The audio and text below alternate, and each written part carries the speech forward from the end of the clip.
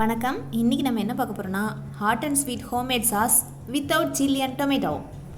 இதுக்கு முன்னாடி பதிவில் நம்ம ஸ்டைல் ஃபியூசன் ஃப்ரெஞ்ச் ஃப்ரைஸ்க்கு ஒரு சாஸ் வச்சுருந்தேன் இல்லையா, அந்த சாஸ் எப்படி செய்யறதுங்கிறது தான் இந்த வீடியோவில் பார்க்க போகிறோம். Hot and sweet homemade sauce செய்ய ஆரம்பிக்கலாம்.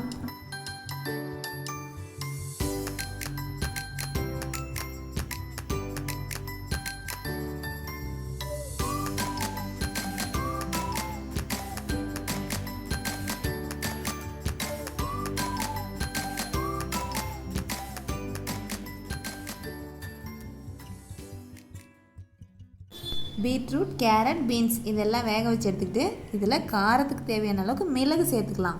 அதுதான் hot and sweet red sauce. ஸ்வீட்டுக்கு பீட்ரூட், காரத்துக்கு மிளகு.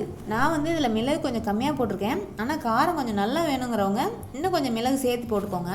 அப்போ தான் இனிப்பான பீட்ரூட்டும் காரமான மிளகும் சேர்ந்து சாப்பிட்றதுக்கு ரொம்ப அருமையாக இருக்கும்.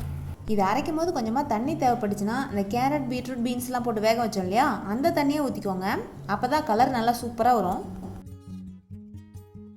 நார்மல் சாஸை விட இந்த சாஸ் கொஞ்சம் கூடுதல் ஹெல்தி. அதனால் எப்பயும் போல் இல்லாமல் கொஞ்சம் டிஃப்ரெண்ட்டாகவும் சாஸ் செஞ்சு சாப்பிடலாம்.